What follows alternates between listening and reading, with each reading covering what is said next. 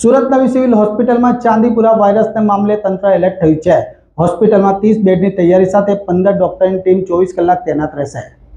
ગતરોજ મુખ્યમંત્રી અને આરોગ્ય મંત્રી સાથે જિલ્લા તંત્રની બેઠક મળી હતી। ચાંદીપુર વાયરસને મામલે આ બેઠક કરવામાં આવી હતી। આ બેઠક બાદ સુરત નવી સિવિલ હોસ્પિટલમાં 30 જેટલા બેડ તૈયાર કરવામાં આવ્યા હતા અને 15 ડોક્ટરની ટીમ 24 કલાક ઉપલબ્ધ રાખવામાં આવી છે। સૌરાષ્ટ્રમાં ચાંદીપુરા વાયરસથી ઝડપથી ફેલાતા તંત્ર એલર્ટ મોડમાં આવ્યું હતું અને દર્દીઓને તુરંત સારવાર મળી રહે તેવા પ્રયાસ સાથે હોસ્પિટલ તંત્ર દ્વારા કામગીરી શરૂ કરવામાં આવી હતી। નમસ્તે, મારું નામ ડૉક્ટર જિગીશા Patadiya, head of the department paediatrics બાળરોગ વિભાગ નવી સિવિલ હોસ્પિટલ સુરત ખાતેથી વાત કરું છું। જે નવો વાયરસ આવ્યો છે, નવો વાયરસને લઈને આપણે સિવિલ તંત્ર કઈ રીતની તૈયારી બતાવી છે અને કેટલી બેડની આપણે વ્યવસ્થા કરી છે? જી, આપ સૌ જાણો છો એ પ્રમાણે જે વાયરલ એન્સેફેલાઇટિસના કેસીસ ગુજરાતમાં જોવા મળી રહ્યા છે, એમાં સાઉથ ગુજરાતમાં તૈયારીના ભાગરૂપે નવી સિવિલ હોસ્પિટલ ખાતે આપણી પાસે 20 બેડનું પીડિયાટ્રિક ઇન્ટેન્સિવ કેર યુનિટ હાલમાં કાર્યરત છે। એની સાથે જો કોઈ આવા સંભવિત કેસીસ આપણી પાસે સાઉથ ગુજરાતમાંથી આવશે તો એના માટે બીજું 10 બેડનું પીડિયાટ્રિક ઇન્ટેન્સિવ કેર યુનિટ ચાલુ કરવાની તૈયારી અત્યારે ચાલી રહી છે। એટલે કે અમે બપોર સુધીમાં એને કાર્યરત કરી લઈશું।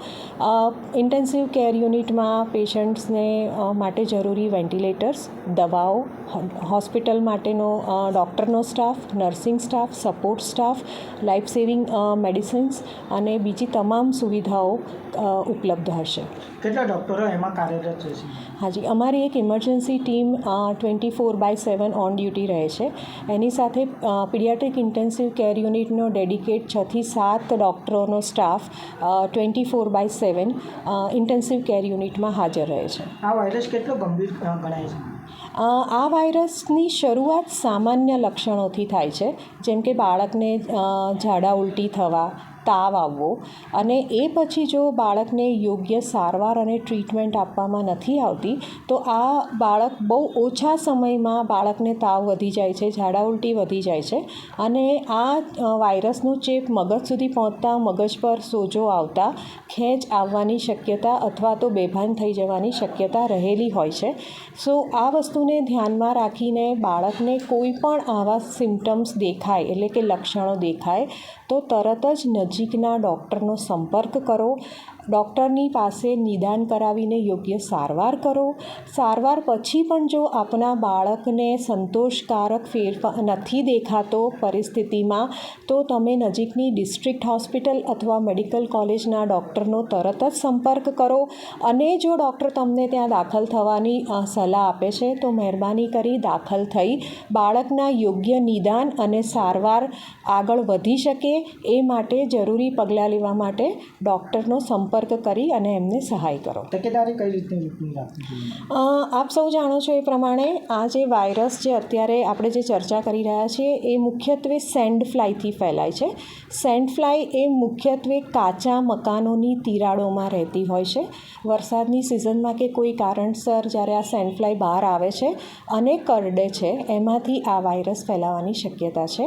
એટલે જે સરકારશ્રીએ આદેશો આપ્યા છે એ પ્રમાણે ડિસઇન્ફેક્ટન્ટ એટલે કે જંતુનાશક દવાઓનો છંટકાવ, એની સાથે સાથે પાણીનો ભરાવો ના થાય એની કાળજી, જ્યાં જ્યાં ઘરમાં કાચા મકાનો ખાસ કરીને અથવા અંધારિયા મકાનો કે જ્યાં તિરાડો છે અથવા તો સેન્ડ ફ્લાયને રહેવાની શક્યતાઓ છે એ તમામ જગ્યાઓને ધ્યાનમાં લઈ અને એની ઉપર દવાઓનો યોગ્ય છંટકાવ કરીને આપણે આ વાયરસને અથવા તો આ બીમારીને સમાજમાં પ્રસરતી રોકી શકીશું। કઈ દવાઓનો ઉપયોગ કરવો જોઈએ?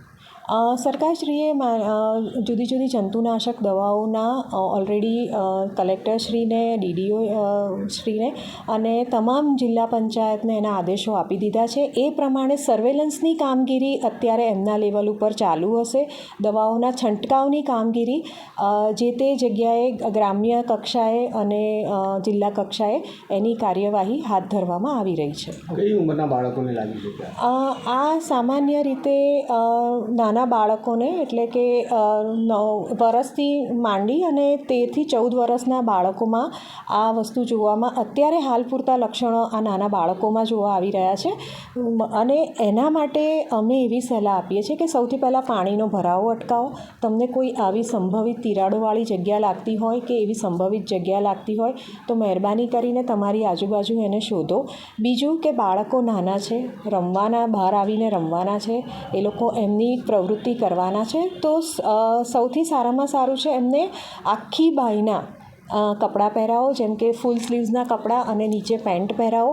બને ત્યાં સુધી શરીરનો મોટાભાગનો ભાગ જે શરીરનો ભાગ છે એ ઢંકાયેલો રહે તો આપોઆપ જ પ્રિકોશન્સ આપણે લઈ લીધા છે એવું ગણાશે.